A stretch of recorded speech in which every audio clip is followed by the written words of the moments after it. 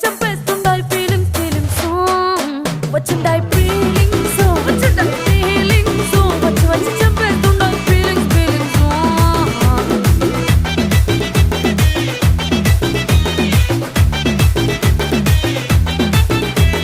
చీ అంటే ఓసారి పో అంటే ఓసారి చాటు మాటుగా సై అంటే ఓసారి